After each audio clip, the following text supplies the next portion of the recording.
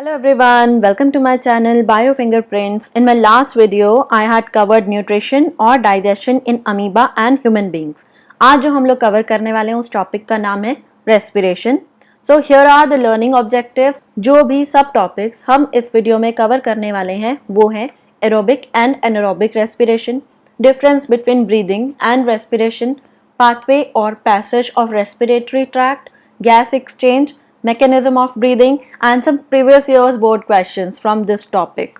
Okay, so here are some previous years board questions और इन सभी के answers आपको इस वीडियो की explanation में मिल जाएंगी. Please find the link of nutrition with related NCERT questions and previous years board questions with their explanation in the description box of this video. So what do you mean by respiration? So हम लोगों ने nutrition chapter में पढ़ा था कि जो भी food हम consume करते हैं, right?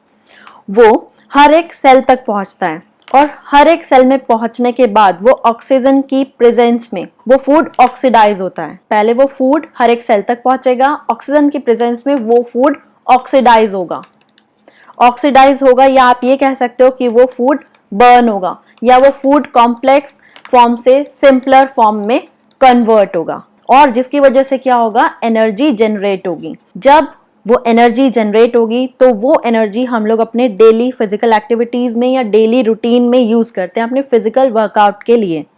तो इसी प्रोसेस को रेस्पिरेशन कहते हैं, राइट? अभी आगे हम लोग देखेंगे कि ब्रीदिंग और रेस्पिरेशन में डिफरेंस क्या है. सो इसमें जो सबसे ज़्यादा इंपॉर्टेंट है, जो मेन पर्पस है, वो है ग्लूकोज का ब्रेकडाउन या फूड का ब्रेकडाउन या कॉम्प्लेक्स फूड मटीरियल का ब्रेकडाउन, राइट? और ये जिन मोड से पॉसिबल है, let's discuss them. So there are basically two modes of respiration, aerobic and anaerobic. Aerobic respiration वो होता है जो ऑक्सीजन की प्रेजेंस में होता है, जिसमें ऑक्सीजन की रिक्वायरमेंट होती है. एंड anaerobic respiration वो रेस्पिरेशन होता है जिसमें ऑक्सीजन की रिक्वायरमेंट नहीं होती. ऑक्सीजन की एब्सेंस में जो रेस्पिरेशन होता है उसको हम anaerobic respiration कहते हैं. सो यहाँ पर क्या होता है कि ग्लूकोज मॉलिक्यूल है, ये ग्लूकोज मॉलिक्यूल साइटोप्लाज्म में पायरुवेट में चेंज हो जाता है. सो ग्लूकोज बर्न हुआ, ग्लूकोज ऑक्सीडाइज हुआ पायरुवेट में, राइट? ग्लूकोज से वो ब्रेक होकर वो चेंज हो गया पायरुवेट में. पहले वो 6 कार्बन मॉलिक्यूल था, अब वो 3 कार्बन मॉलिक्यूल है और ये रिएक्शन होती है साइटोप्लाज्म में. अब ये जो इतना स्टेप है ये तो कॉमन है एरोबिक रेस्पिरेशन में भी और एनारोबिक रेस्पिरेशन में भी. आगे पायरुवेट कैसे किस में ब्रेक होता है हम वो देखते हैं. पायरुवेट जब ऑक्सीजन की एब्सेंस में ब्रेक डाउन होता है तो वो ब्रेक होता है इथेनॉल में, कार्बन डाइऑक्साइड में और कुछ अमाउंट ऑफ एनर्जी भी जनरेट होती है. ठीक है, तो ये जो प्रोडक्ट्स बने हैं, ये जो बाई प्रोडक्ट्स मिले हैं वो कहाँ से मिले हैं? वो मिले हैं तब जब पायरुवेट ब्रेक डाउन हुआ, कहाँ? ऑक्सीजन की एब्सेंस में. तो ये जो एनारोबिक रेस्पिरेशन है ये कौन कैरी करता है? ये करता है ईस्ट या कुछ दूसरे anaerobic organisms, for example lactic acid, bacteria, E coli etcetera. और जब पायरुवेट ऑक्सीजन की प्रेजेंस में ब्रेक होता है तो ये कन्वर्ट होता है, इसके जो बाई प्रोडक्ट्स होते हैं वो होते हैं कार्बन डाइऑक्साइड, वाटर एंड कुछ अमाउंट एनर्जी भी जनरेट होती है और ये होता है माइटोकॉन्ड्रिया में. नेक्स्ट, जब पायरुवेट लैक ऑफ ऑक्सीजन, यहाँ पर लिखा हुआ है कि जब पायरुवेट ब्रेक डाउन होगा लैक ऑफ ऑक्सीजन में, ठीक है, और ये होता है ह्यूमन मसल सेल्स में. और ये होता कब है? जब आप बहुत ज़्यादा कभी कुछ फिजिकल एक्टिविटी या कुछ फिजिकल एक्सरसाइज कर लेते हो, तब आपने नोटिस किया होगा कि अगर आप बहुत दिन के बाद कोई गेम खेलने के लिए जा रहे हो तो उस टाइम आपकी मसल्स जो है उनमें कुछ क्रैम्प्स आ जाते हैं, वो पेन करने लगती हैं.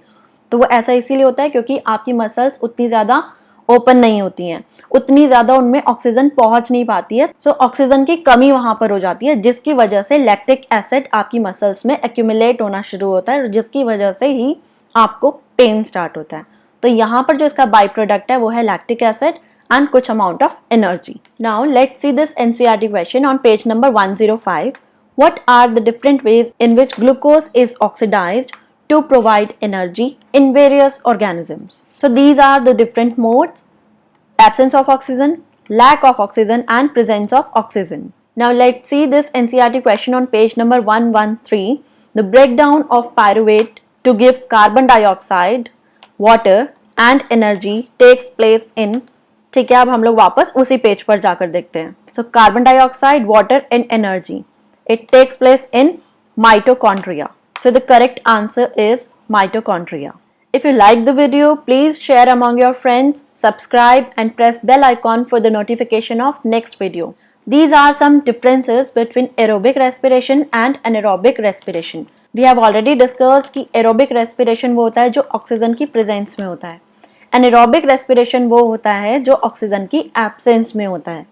तो aerobic respiration requires oxygen and takes place in cytoplasm and mitochondria. Anaerobic respiration does not require oxygen and takes place in cytoplasm only. Anaerobic respiration, the substrate is completely oxidized. The substrate is incompletely oxidized in anaerobic respiration. Aerobic respiration में जो end products होते हैं वो है carbon dioxide, water and कुछ amount of energy. मैंने आपको कहा था, ठीक है. तो जो वो कुछ अमाउंट ऑफ एनर्जी है that is 38 ATP energy is produced.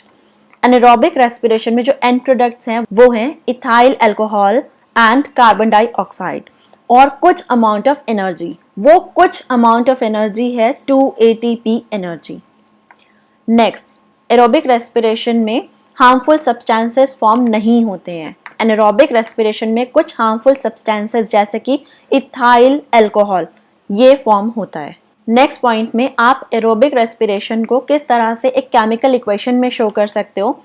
C2H12O6 plus 6O2 gives 6CO2 plus 6H2O plus energy. Energy कितनी?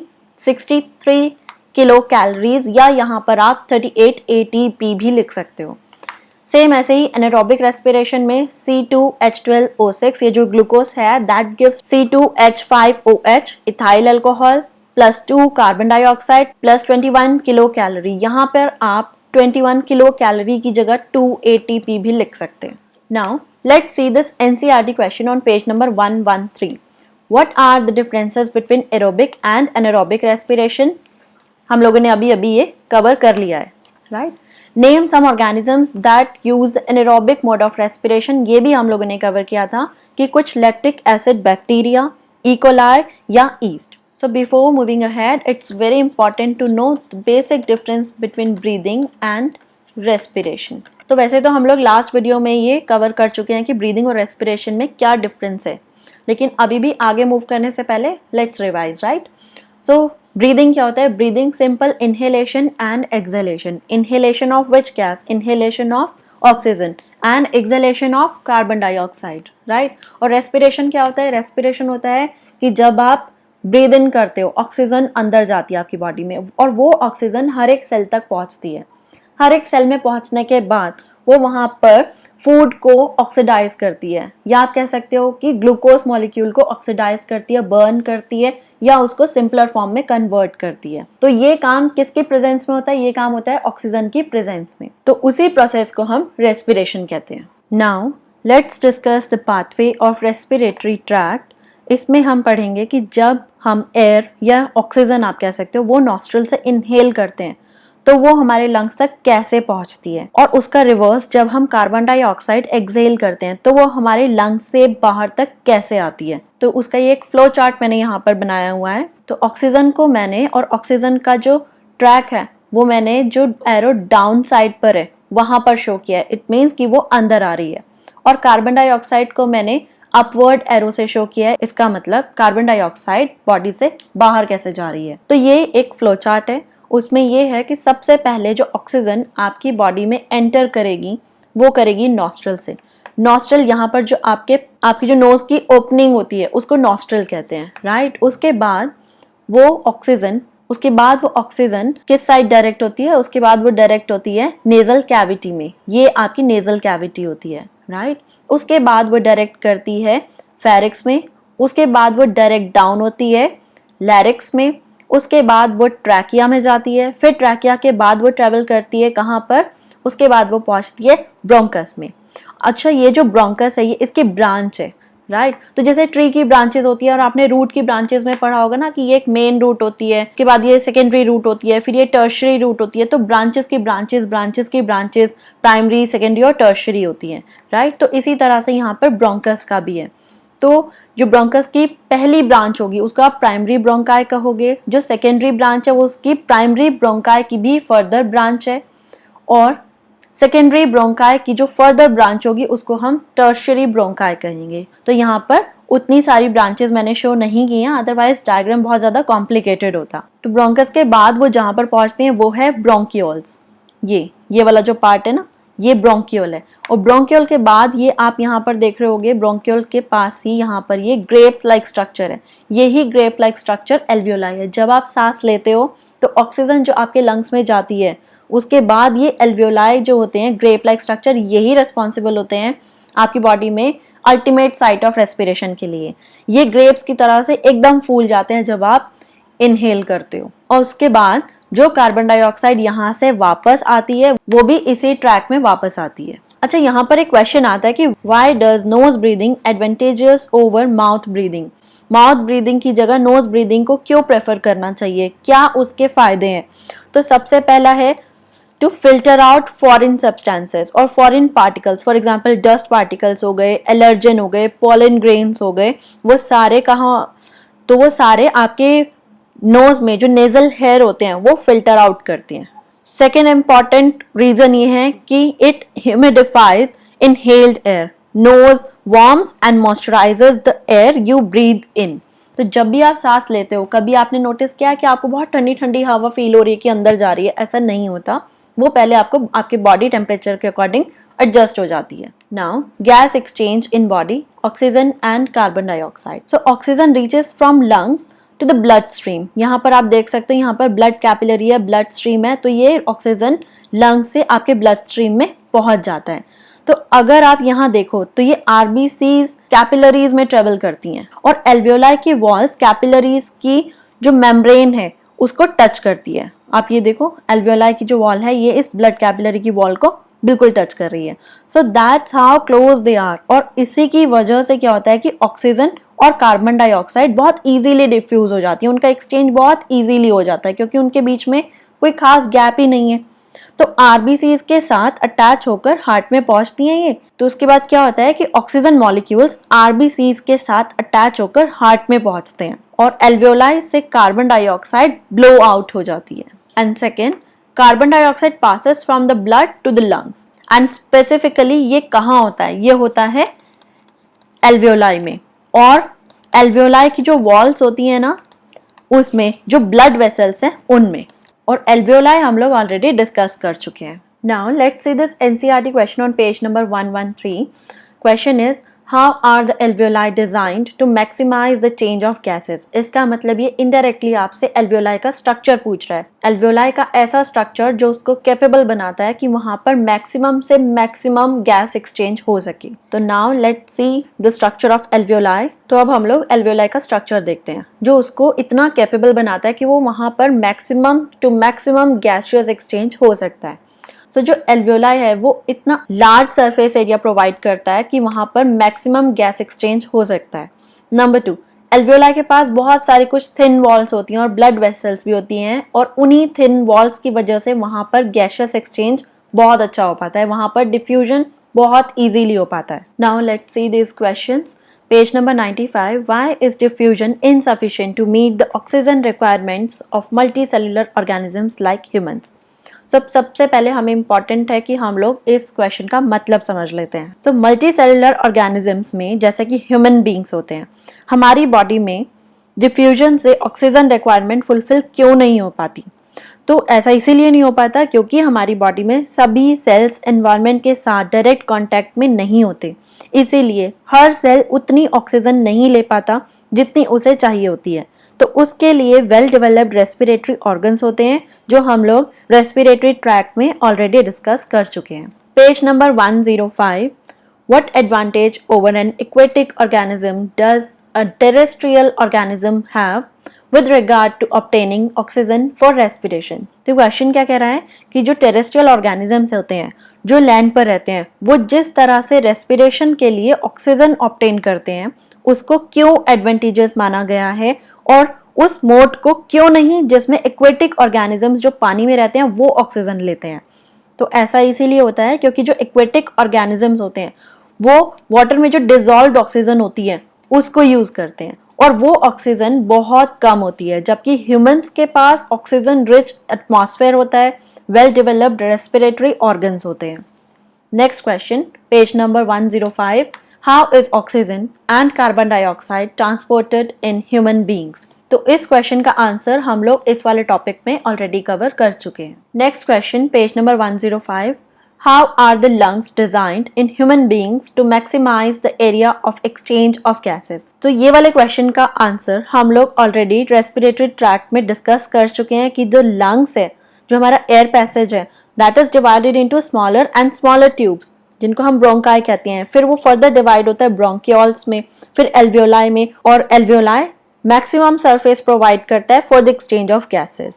And also alveoli have very thin walls to facilitate the gaseous exchange. Next, role of hemoglobin. So hemoglobin contains iron which helps it to pick up oxygen from the air we breathe in and transport it everywhere in the body. तो अगर हमारी body में haemoglobin का ये role है कि वो oxygen को पिक करता है, ठीक है, और वो हमारी बॉडी में हर एक पार्ट तक उसको पहुंचाता है। तो अगर हमारी बॉडी में हीमोग्लोबिन की कमी होगी तो क्या होगा? हमें हो जाएगा anaemia. What would be the consequences of a deficiency of hemoglobin in our bodies? Answer is anemia, जिसको खून की कमी भी कहते हैं। So our next topic is mechanism of breathing. So इसमें हम लोग ये पढ़ने वाले हैं कि हम लोग कैसे सांस लेते हैं और कैसे सांस छोड़ते हैं, that is inspiration and expiration. And ये टॉपिक आपके लिए बहुत ज़्यादा इजी हो जाएगा अगर आप लोग प्राणायाम करने की कोशिश करोगे। अब आपको सुनने में बड़ा स्ट्रेंज लग रहा होगा कि मैं आपसे प्राणायाम करने के लिए क्यों कह रही हूँ, बट यस, अगर आप प्राणायाम करते हुए इन स्टेप्स को सीखते हो, इंस्पिरेशन और एक्सपिरेशन को समझते हो, तो ये मैकेनिज्म आपके फिंगर टिप्स पर होगा। So mechanism of breathing involves two important processes, inspiration and expiration. So what do you mean by inspiration? It is the phase where air enters the lungs, और oxygen आप कह सकते हो वो आपकी बॉडी में एंटर करता है। And expiration, it is the phase where air is expelled out from the lungs, oxygen जब आपकी बॉडी से बाहर निकलती है, so that is expiration. So पहले हम लोग इंस्पिरेशन में देख लेते हैं कि कौन कौन से इवेंट्स इन्वॉल्व होते हैं। तो यहाँ पर मैंने एक फ्लो चार्ट भी दिया हुआ है इंस्पिरेशन के लिए और यहाँ पर एक्सपिरेशन के लिए। अभी हम लोग स्टेप बाय स्टेप इसको समझने वाले हैं। तो इंस्पिरेशन में सबसे पहला स्टेप है डायफ्राम फ्लैटेंस। आप लोग सांस लेने की कोशिश करो। जब आप सांस लोगे, अंदर सांस लोगे, तो आप अपने चेस्ट के नीचे टच करके देखो। जब आप चेस्ट के पास या चेस्ट से थोड़ा सा नीचे टच करके देखोगे तो आप लोग फील करोगे कि जब आप सांस लेते हो तो डायफ्राम फ्लैटन हो जाता है, ठीक है, इट फ्लैट्स। तो डायफ्राम क्या होता है, पहले हम लोग ये समझ लेते हैं। तो डायफ्राम वो पार्ट होता है जो आपकी थोरैसिक कैविटी को आपकी एब्डोमेन कैविटी से अलग करता है, सेपरेट करता है। सो एब्डोमेन कैविटी क्या होती है और थोरैसिक कैविटी? थोरैसिक कैविटी वो होती है जो आपके चेस्ट से ऊपर तक का पार्ट होता है, और जो पार्ट आपके चेस्ट से नीचे का होता है उसको आप एब्डोमेन कैविटी कहते हो। तो डायफ्राम वो पार्ट है जो आपकी थोरैसिक और एब्डोमेन कैविटी को सेपरेट करता है। सो सबसे पहला स्टेप है diaphragm flattens. Number 2, ribs and sternum elevate. जब आप सांस लेते हो तो आपके रिब्स और स्टर्नम एलिवेट होते हैं, थोड़ा सा राइज अप हो जाते हैं, थोड़ा सा ऊपर उठते हैं, राइट। और ये आपको सब चीज़ें इमेजिनरी लगेगी जब तक आप लोग सांस लेकर इन स्टेप्स को सीखने की कोशिश नहीं करोगे। नेक्स्ट स्टेप है volume of thoracic cavity increases. Volume of thoracic cavity इसीलिए इंक्रीज होती है क्योंकि वहाँ पर जब आप सांस लेते हो तो ऑक्सीजन अंदर एंटर करती है, जिसकी वजह से थोरैसिक कैविटी का वॉल्यूम बढ़ जाता है। नेक्स्ट स्टेप है lungs undergo and increase in volume. Lungs का भी जो वॉल्यूम होता है वो बढ़ जाता है। नेक्स्ट क्या स्टेप है, pressure decreases in the lungs. So lungs undergo an increase in volume and pressure decreases in the lungs. तो ये आपको लग नहीं रहा, कुछ आप लोगों ने केमिस्ट्री में पढ़ा होगा कि this is just according to the Boyle's law. और बॉयल्स लॉ क्या कहता है कि जब वॉल्यूम इंक्रीज होगा तो प्रेशर डिक्रीज होगा, दोनों के बीच में इनवर्स रिलेशनशिप होता है। So because of this lungs के बाहर प्रेशर ज्यादा होगा और अंदर कम। सेम चीज मैंने यहाँ पर लिख दी है कि air moves into the lungs down the pressure gradient, जिसकी वजह से क्या होगा, जो एल्वियोलाई होंगे आपकी, जो ग्रेप लाइक स्ट्रक्चर है, ठीक है, दैट गेट्स इन्फ्लेटेड। तो यहाँ पर एल्वियोलाई जो है ना, that is plural and alveolus is singular. तो बहुत सारे छोटे छोटे एल्वियोलस मिलकर एल्वियोलाई बोलते हैं हम उनको। तो जो एल्वियोलाई हैं वो सारे इन्फ्लेट हो जाएंगे, सारे फूल जाएंगे। नेक्स्ट है एक्सपिरेशन। एक्सपिरेशन में सबसे पहला स्टेप है that diaphragm relaxes to return to the rest position. जब आप सांस लेकर सांस छोड़ते हो तो आप ऑब्जर्व करोगे कि जो आपका डायफ्राम है वो रेस्ट पोजीशन में वापस आ जाता है, ठीक है, वो रिलैक्स हो जाता है। नेक्स्ट स्टेप है कि रिब्स और स्टर्नम रिलैक्स हो जाते हैं और कम इनसाइड, नीचे की तरफ वापस आते हैं। नेक्स्ट स्टेप है कि volume of thoracic cavity decreases, क्योंकि एयर जो है वो रश आउट होती है जिसकी वजह से थोरैसिक कैविटी का जो वॉल्यूम है वो कम हो जाता है। नेक्स्ट क्या स्टेप है कि lungs undergo decrease in the volume, lungs का वॉल्यूम भी कम हो जाता है। Next pressure increases in the lungs, pressure increase हो जाता है। तो अगेन ये बॉयल्स लॉ यहाँ पर फॉलो होता है और जिसकी वजह से क्या होता है, इसी की वजह से लंग्स के अंदर प्रेशर ज्यादा होगा और बाहर कम, जिसकी वजह से क्या होगा कि air moves out from the lungs, increases the pressure gradient, जिसकी वजह से क्या होगा, एल्वियोलाई गेट डिफ्लेटेड। इंस्पिरेशन के टाइम पे एल्वियोलाई फूल जाते हैं, इन्फ्लेट हो जाते हैं, और एक्सपिरेशन के टाइम पर वो डिफ्लेट हो जाएंगे, जस्ट रिवर्स। तो एक्सपिरेशन में आपको सिर्फ रिवर्स कर देना है जो भी आप लोगों ने इंस्पिरेशन में पढ़ा था। जैसे डायफ्राम फ्लैटेंस, तो वहां पे आप बोलोगे कि डायफ्राम रिलैक्स हो जाता है। यहाँ पर रिब्स और स्टर्नम एलिवेट होती हैं, वहां पर return to the rest position लिखोगे। Volume of thoracic cavity increases, वहां पर डिक्रीजेस लिखोगे, क्योंकि जब आप एक्सेल करोगे तो फील करोगे कि रिब्स और स्टर्नम अंदर की साइड जाते हैं, तो वॉल्यूम भी कम हो रहा है। नेक्स्ट यहाँ पर lungs undergo an increase in volume, वहां पर लिखोगे डिक्रीज इन वॉल्यूम। नेक्स्ट यहाँ पर है pressure decreases in the lungs, वहां पर लिखोगे pressure increases in the lungs. यहाँ पर लिखा है air moves into the lungs down the pressure gradient, वहां पर लिखोगे इंक्रीज द प्रेशर ग्रेडियंट। यहाँ पर लिखा है अपने alveoli get inflated, वहां पर लिखोगे alveoli get deflated. So this was all about the respiration, and in my next video I'll cover transportation in both plants and animals. So if you like the video, please like, subscribe and share. Please circulate this video among your friends.